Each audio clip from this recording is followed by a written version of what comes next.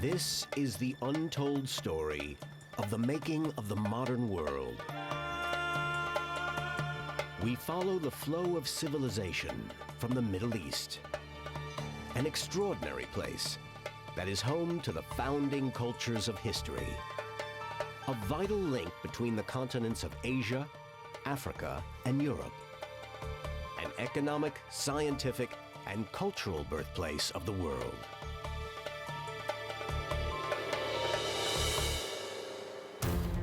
A fresh perspective, charting the spread of civilization across the globe. From the dawn of mankind and the first cities and empires to the belief in one God. It will be an epic journey of discovery where East meets West.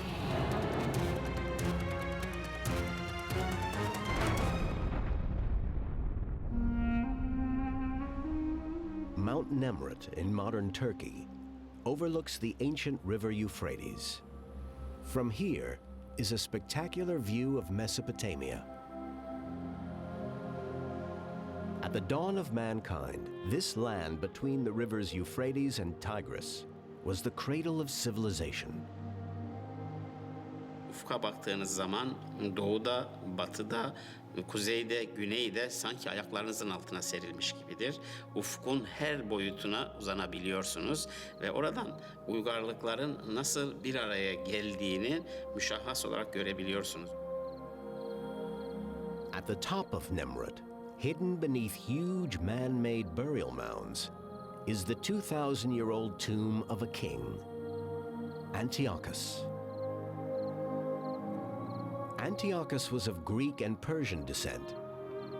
In homage to this mixed ancestry, he flanked his tomb with huge statues of Greek and Persian gods. The Greek god Zeus and demigod Heracles facing west to Greece, and the Persian deities, Oramazdes and Van, facing east to Persia. Antiochus's great monument symbolizes the meeting of what we now think of as Eastern and Western culture. Its position, overlooking Mesopotamia, is a powerful reminder that civilization, as we largely know it, was born in this land between two rivers.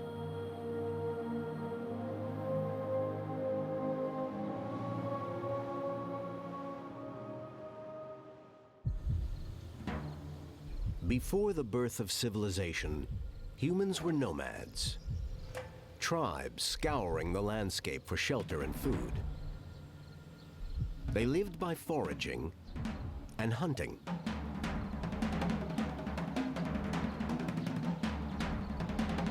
But extraordinary new discoveries show that something dramatic happened around 12,000 years ago.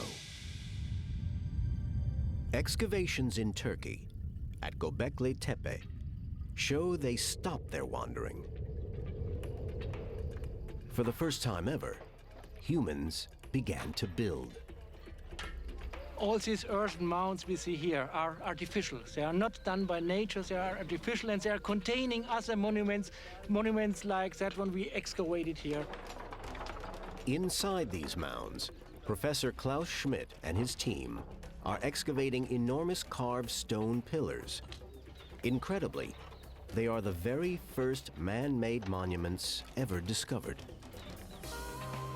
Professor Schmidt believes that in these enclosures, early man practiced a ritual ceremony to mark the passing of their dead.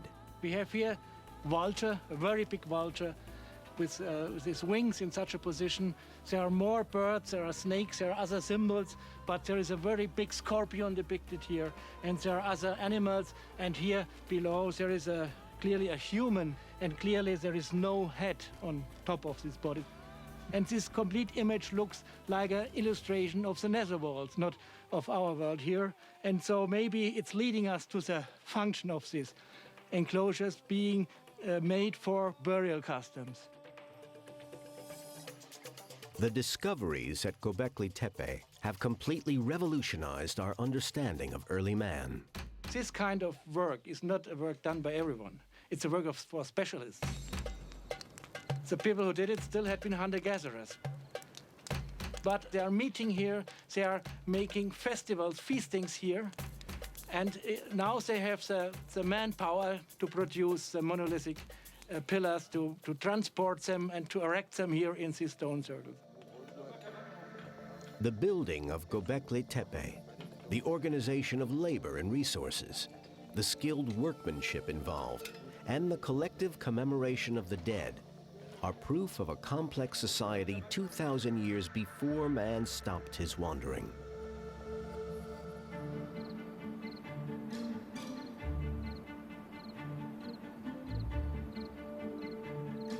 In the Neolithic era, over 10,000 years ago, humans began to settle permanently and build houses and communities. The essence of the Neolithic is about domesticating environment and settling down in one place.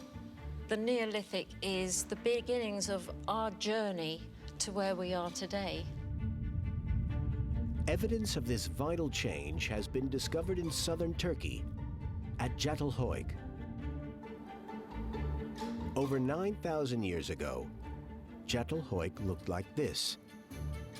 Houses with ovens and rooftop entrances. It's a story that's been pieced together by archaeology. So what we've got here are a series of mud brick houses. There's a house here and a house here. There's another one behind and one behind me here. The houses were built out of mud brick that was collected off-site, and they were generally sun-dried. Here you can see a line of bricks. They're very long bricks, but here you can also see the mortar. And what lay beneath the bricks offered another surprise. The people who lived here buried their dead in their own homes.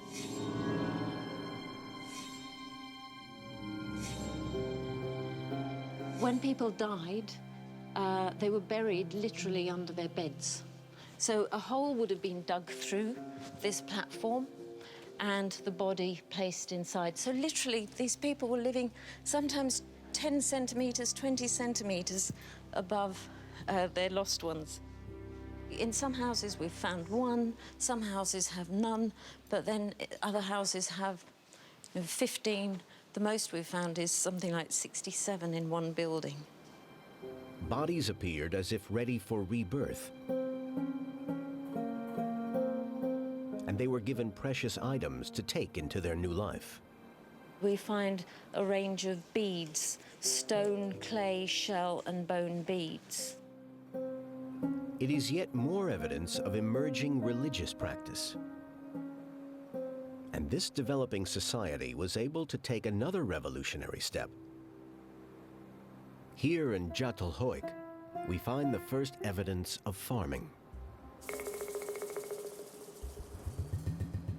The river by Çatalhöyük didn't only provide mud for building. The rich soils also proved very fertile and enabled the inhabitants to work the land. In the storage areas, we found pistachio nuts, almond nuts, we found peas, wheat. From there, we can learn about what they were growing out in their environment. The evidence is that the earliest crops and the domestication of animals began in southern Turkey over 10,000 years ago. Farming and the settled communities that worked the land expanded throughout Europe, and by 7,000 years ago had arrived at its western edge. Agriculture produced a revolution in technology, too. Archaeologists have discovered the telltale signs of its highly effective technology. So we find stone grinding tools that they may have crushed the wheat seeds up to make a kind of flour, or crushed it up for a gruel. Something like this may have been a hunting tool. With agriculture and permanent settlement came more sophisticated technology. First pottery for storing and transporting produce. Then metal and metalworking for tools and utensils. Farming was responsible for a revolution in society, too. It saw the careful organization of communal projects like irrigation and harvesting, and it needed rules for the division, maintenance, and inheritance of land.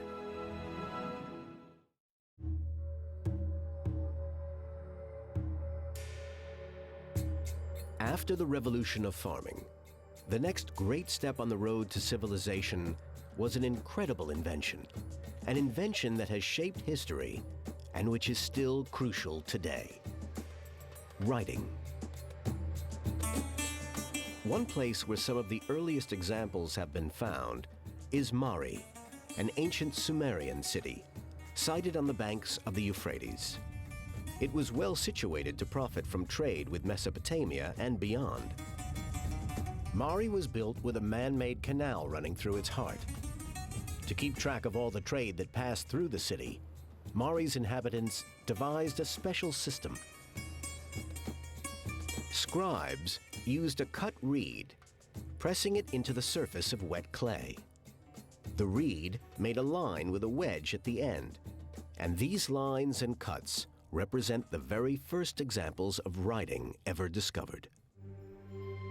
Over 25,000 inscribed tablets were found here using this text, invented around 5,000 years ago.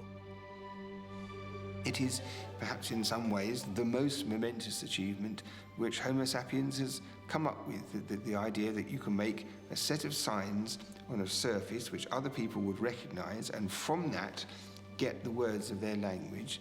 It's a momentous and most wonderful invention, the results of which are still crucial to us today. The tablets were written in Akkadian, the shared common tongue across the Middle East at the time. The scholars who deciphered the text gave it a Latin name, calling it cuneiform, after the Latin cuneus, meaning wedge. The very earliest signs were what we call pictographs, where you have a linear, rather infantile sketch of a given thing, like a bird, which looks like a bird, and it means bird. But what happened in Mesopotamia, and uniquely there, is that the early people who were experimenting with writing had the idea in their minds that you could draw a symbol not for what it looked like, but for what it sounded like. And once this crucial step had taken place, they very rapidly developed a whole range of signs which they could use to spell out the sound of their language. Translating this language enables us to bring back to life the Mari of thousands of years ago. To my lord speak. About the wool ration of the courtiers, my lord wrote to me as follows: provide wool for the wool ration of the courtiers. It's impossible to overestimate the impact of the invention of writing. It soon spread across the Middle East, quickly replacing pictograms and hieroglyphs. And then it spread beyond to much of the rest of the globe. By 2600 BC, writing had become a common feature of civilizations such as Mari, which with their trade, permanent settlements, farming techniques, and administrations were transforming into sophisticated societies. But with these developments came danger. Once civilizations bore these hallmarks of sophistication, they became objects of desire, tempting gems coveted by others. One of the greatest treasures of Sumerian civilization, housed today in the British Museum, illustrates this conundrum perfectly. It's known as the Standard of Ur. This object from southern Iraq is just astonishingly beautiful. It was made over 4,500 years ago, and although we don't know exactly what it was used for, there is no doubting how precious it was, because if you just look at the materials that are used, there's lapis lazuli stone here, and red limestone, and precious shells. It clearly tells us a story, and what I think this is this is a society that is working king. Everything is very ordered. You have the men labouring in the fields at the bottom, then you have a procession of fat animals being brought in, probably for some kind of religious sacrifice. There are goats and handfuls of fish and even cattle. And then up at the top here is the court. There are men sitting, toasting the king, and clearly he is in control of the people beneath him. It's actually a very peaceful and cultured scene. But if you go around the other side of this, you find that reality is a little different, because here we have a terrible scene of war. Here at the bottom, you have men who are being trampled by charging horses as they pull their chariots. You have naked men being brought in, grovelling to the king, who is standing with his staff. So it's a cogent and visceral reminder that when you create a great civilization, this is a jewel that attracts thieves, and there are always going to be others who want what you've got. One civilization that experienced terrible war on a gigantic scale was the fabled city of Troy, established by Greeks trading in Anatolia at the end of the 2nd millennium. While scholars still debate the exact causes of the war, the city has been mythologized as a place where East met West in brutal conflict. The Greek poet Homer immortalized Troy in the epic story, the Iliad.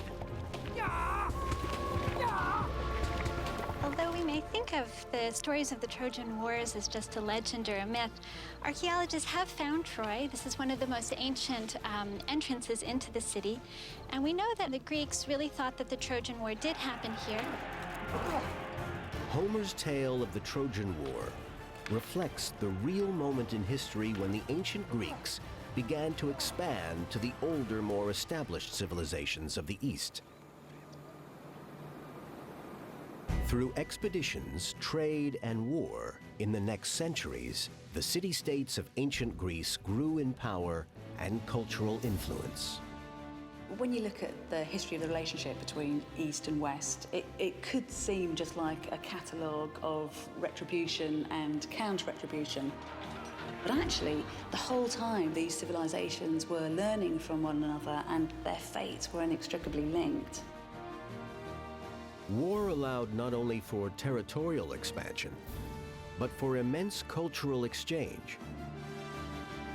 As the Greeks moved east, they discovered civilizations that had long influenced their own.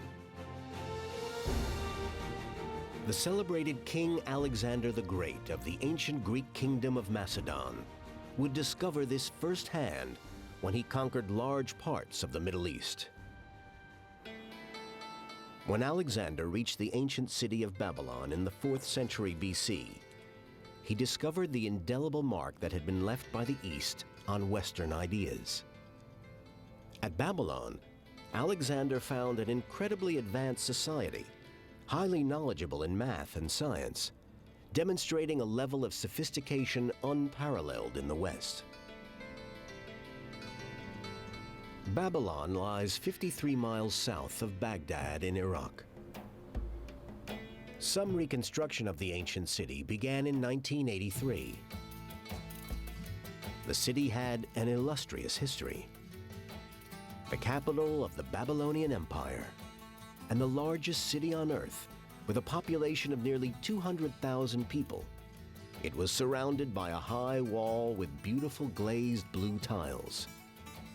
Babylon was a place of great wealth, architectural splendor, and innovative scientific inquiry. Babylonian astronomers kept precise lists of eclipses, equinoxes, and solstices from 747 BC. They were driven by a compulsion to understand portents and omens and assuage their gods. So all of these get recorded systematically, night after night, month after month, year after year, for over 600 years. By Alexander's time, all the omens had been collected together into an enormous series of observations and predictions. And this tablet, which is the 21st chapter of the 70-chapter series, is all about solar eclipses. And it was gradually through very long periods of observing the skies that scholars noticed that these events were not random at all and were not just the whims of the gods, but were very sophisticated mathematical patterns, often very complex and often very long in duration. Alexander's arrival in Babylon accelerated the process of Greek absorption of ancient Eastern learning. He translated much of the Babylonian observations and sent them back to Greece.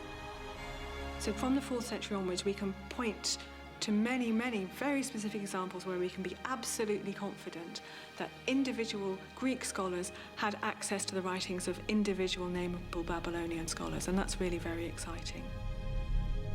Every time we look at our watches, we're doing something Babylonian. Every time we read the horoscopes in the newspapers, we're doing something Babylonian. Every time we measure an angle, we're doing something Babylonian. There are some very fundamental everyday practices that we all do, which we owe to ancient Middle Eastern civilizations that we really just don't think about. The Babylonians were brilliant mathematicians. They were the first to use angles, degrees, fractions, and equations. They didn't count in our decimal system using 10 as a base, but used 60 instead, a method known as the sexagesimal system.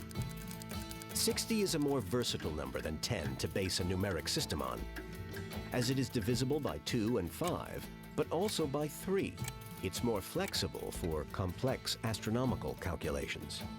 The 60-base system gave the Babylonians 60 seconds in a minute, 60 minutes in an hour, 360 days in a year, and 360 degrees in a circle. Following the lead of Babylon thousands of years before, at the Royal Observatory in Greenwich, London, founded in 1675, astronomers divided the world into 360 degrees. Furthermore, the first astronomer royal at Greenwich, John Flamsteed, mapped the skies and cataloged the stars just as the Babylonians had done. We can see this book, which is his Historia Celestis. This is his life's work, essentially, from all the observations that he did. Flamsteed inherited a traditional observation that goes back through his predecessors, through the Renaissance, through Arabic scholars, back through the Romans, the Greeks, ultimately going back to the Babylonians as well. The Babylonian numerical system also created the 12 signs of the zodiac. They subdivided those 360 degrees into 12 sections of 30 degrees. And this chart here shows it very clearly. Here we can see the triangles into those 30-degree segments. And each of the 30-degree segments is associated with a particular constellation that appears near its middle. And so we have Scorpio, Libra, Virgo, Leo, Cancer, and so on around here. Extraordinarily, the symbols and names we still use for the stars go all the way back to the Babylonian astronomers of over 2,000 years ago. We have the names of the zodiacal signs written on hundreds, and if not thousands, of tablets. But this little one here is particularly interesting to us. Each line has a different zodiacal sign all the way down here. So this is the 8th, this is Scorpio, written along here, there's Scorpion. And then on the other side, here are the last 4, and then a line underneath to show that that's the end of the series, that there are no more than 12. So all the names of the zodiac are originally Babylonian. Taurus, the bull, is called the bull of heaven in Babylonian. Leo is the lion. The Babylonian zodiac was one of mankind's first attempts to find order and meaning in our apparently incomprehensible world. And we still have that sense now that everyone knows their star sign, and we pretend we don't believe it, but we all read our horoscopes sneakily anyway. And so the very idea that our fate is determined by the skies is something that has very, very deep roots in Babylonian thought. The scientific and mathematical learning that arose in Babylon and flowed west transformed civilization forever. But as excavations at Miletus have shown, it was not the only Eastern idea traveling in this direction. Extraordinary new discoveries here have shown how Eastern religious beliefs were moving westward, leaving footprints as they went. Miletus was in the Persian Empire, but it was populated by Greeks who had lived on the coast of Asia Minor for centuries. The people of Miletus worshipped an array of gods common to the Greek world, such as Aphrodite, the goddess of love. Aphrodite was one of the greatest Greek goddesses. In her sanctuary here, archaeologists have discovered beautiful figurines given as offerings to the goddess. From these, they have pieced together evidence showing the remarkable degree to which the Greeks in Miletus absorbed Eastern ideas, even in their gods. This is a very early piece showing Aphrodite as a mighty goddess of vegetation, and this is another one showing her as the mistress of animals. These are all old Near Eastern symbols. The Aphrodite figurines discovered in Miletus are nearly all Eastern rather than Greek in style. It seems clear that the Miletians' idea of Aphrodite came from the East. Like Aphrodite, other ancient god forms also traveled from the East to the West, as did the concept of polytheism, or belief in multiple deities. Evidence of this still stands in the heart of Greece today.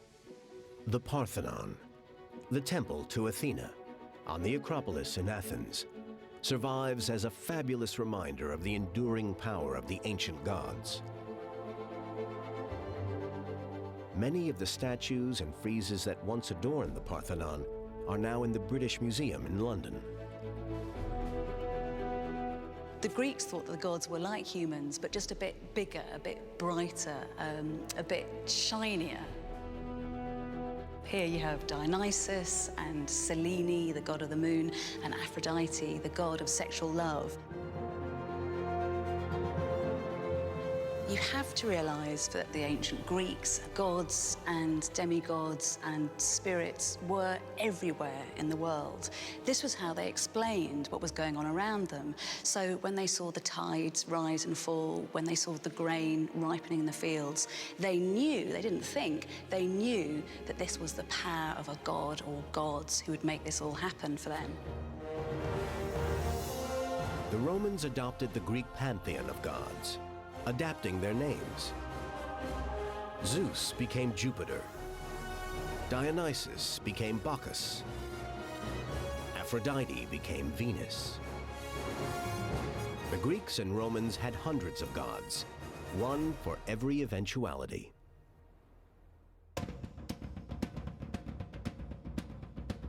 In some ways, this meant it was very exhausting being a Greek because you had to rush around keeping all these various gods on side. But it also meant you always had a chance of success. So if Apollo hadn't heard your prayer, then maybe Aphrodite would. The many gods of the ancient world coexisted peacefully for millennia, until an idea began to evolve that would challenge the concept of polytheism forever. To understand how this happened, we need to travel back to the land of Canaan and the ancient site of Tel Hazor. It is the largest site in the country. It's more than 200 acres, with a population of some 15 to 20,000 people, which makes it comparable to Paris, London, New York of today. It's a major site. There is clear evidence here of the many gods of Canaan. We are in a place of worship of the Canaanite period. You can see, first of all, by the standing stones, which were worshipped. We have the names of the different gods. The god Sin was worshipped, the moon god was worshipped, the god El was worshipped.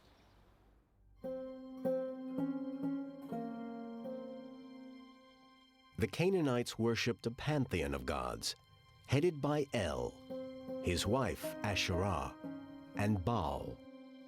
And when the Israelites emerged in Canaan over 3,000 years ago, they appeared to have worshipped the same Canaanite gods.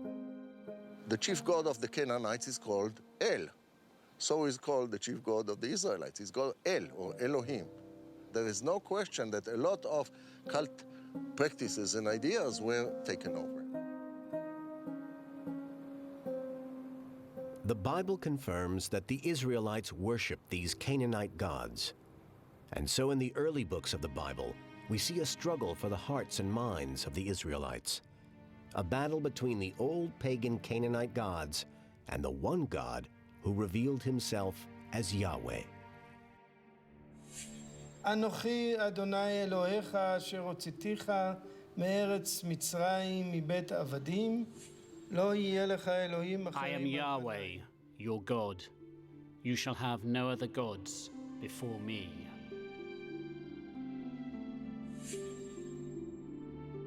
It's the first of the 10 Commandments given to Moses by God on Mount Sinai.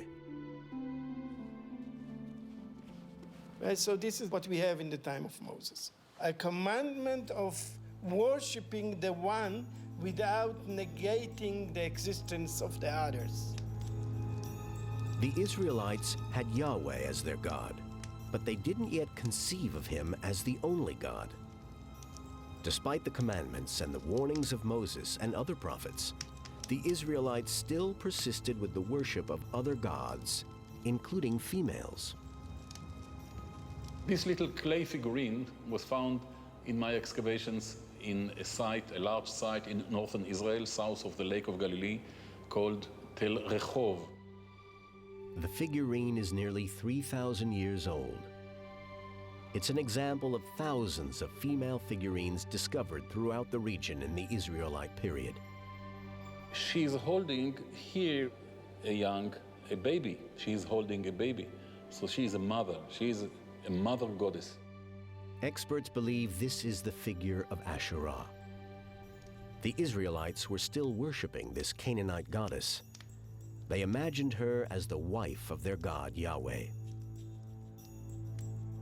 We have, for example, inscriptions on jars which say, to Yahweh and his Asherah. Okay, so there is Yahweh and there is, if you want to say Mrs. Yahweh, Asherah. It took several centuries before the Israelites finally embraced Yahweh as the one and only God. And to make that happen, needed a catastrophe. 2,600 years ago, Jerusalem is attacked by the Babylonian king Nebuchadnezzar. The city is ransacked. The house of Yahweh, the temple, is destroyed. And thousands of Jews are taken as slaves into exile.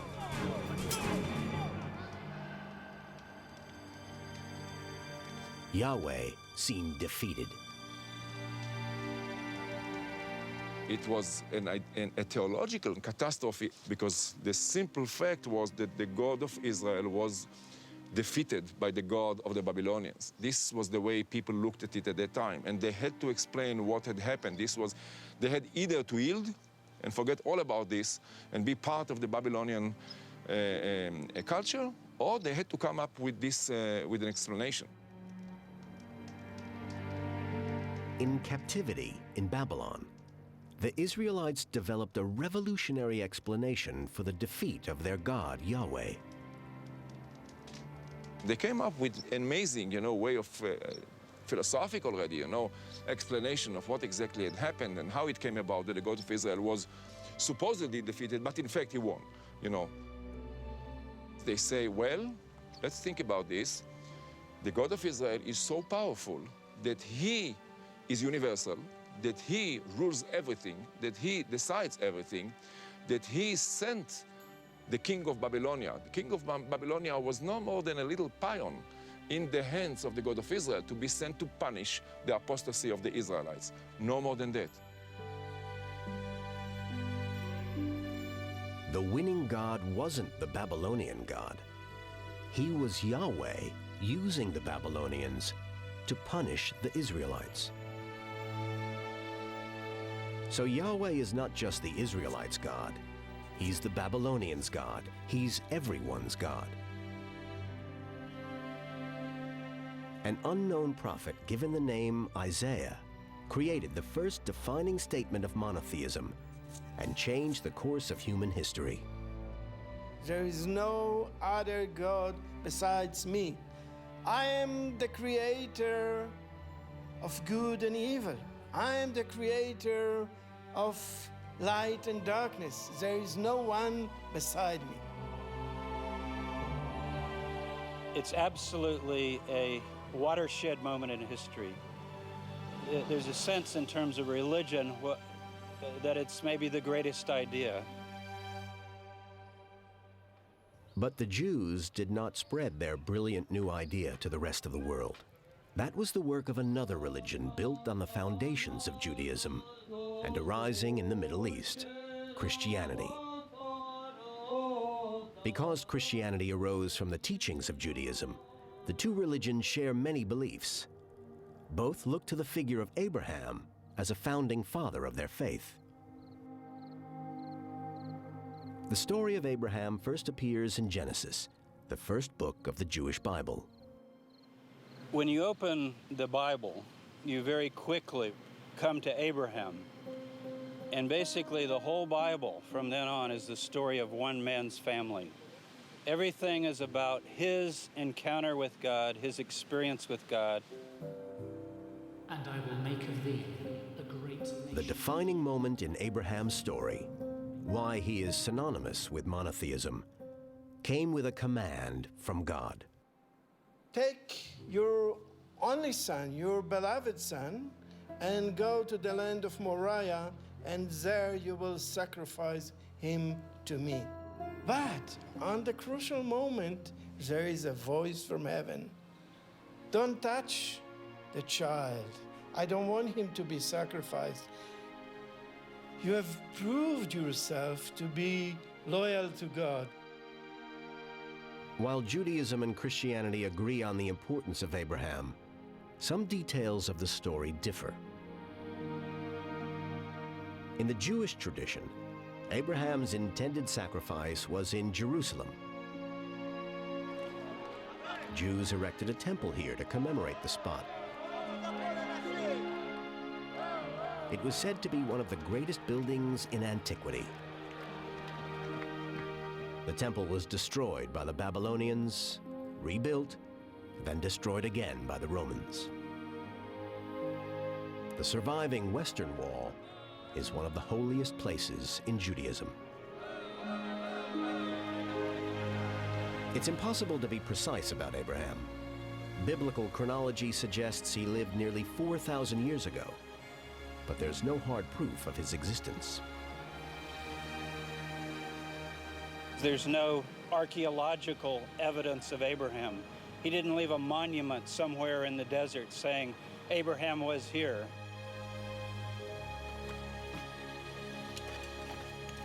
There is a growing distance between what people think about history of this region according to the biblical text and what archaeology shows. So it is extremely difficult and tricky to reconstruct even the germs of history from these myths.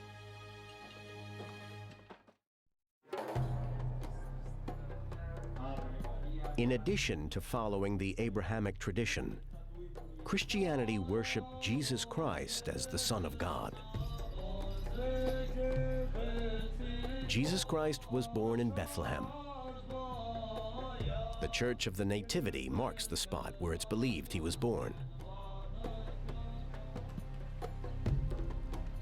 At the Jewish festival of Passover, Jesus came to preach in Jerusalem. Seen as a threat to the Roman peace, he was arrested, tried, and sentenced to death. Today, pilgrims still walk the route Jesus is supposed to have taken to his crucifixion.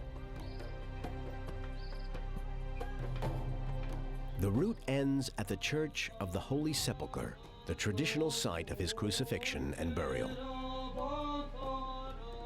2,000 years later, Christianity, a religion born in the Middle East, has 2 billion followers.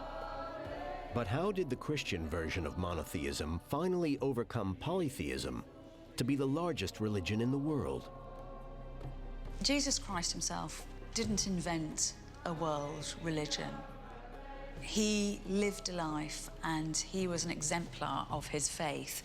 It was others who came after him who developed his ideas, the personal relationship that he was said to have had with his father, God, into a belief system, into a world faith. Jesus didn't spread Christianity and monotheism. That was the work of another man, Saul of Tarsus.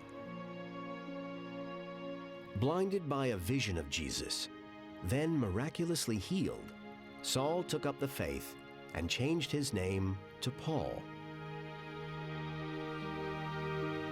Paul believed that Jesus' message of spiritual renewal could be preached not just to Jews, but to Gentiles, who had long been considered religious outcasts. If they accepted Jesus into their lives, they could be baptized and become children of God, too. What Paul says is, you know, if Gentiles, non-Jews, have faith in the God of Abraham, Isaac, and Jacob, and they believe in the Messiah, Jesus, aren't they really children of Abraham in a spiritual sense? Paul's missionary journeys took him from Syria to Cyprus and Asia Minor to Greece. So what he starts doing is missionizing, traveling, first of all through Asia Minor, or Turkey, and he goes to little towns and villages, and people come to hear him give lectures. Paul traveled to one of the greatest cities on earth. Ephesus was the capital of Roman Asia, now lying in modern-day Turkey. At the time, it was the second largest city in the world. Nearly 500,000 people lived here. It was full of buildings celebrating the many gods of the Greco-Roman world, including the massive temple of Artemis. If Paul could convert the Greek and Roman pagans of Ephesus to Christianity, then the new religion could spread through the empire. If you think about the achievement of Paul and what he did in bringing Christianity to the world, it's just staggering to think about, because when Paul lands, in every city are dozens and dozens of temples, beautiful buildings, edifices to all of these gods and goddesses of Greece and Rome and Egypt. That's not going to go away very easily. Here in Ephesus, Paul and his fellow missionaries wrote and preached the new gospels of Christianity, a religion distinct from its roots in Judaism that would eventually take the idea of monotheism beyond its Middle Eastern home.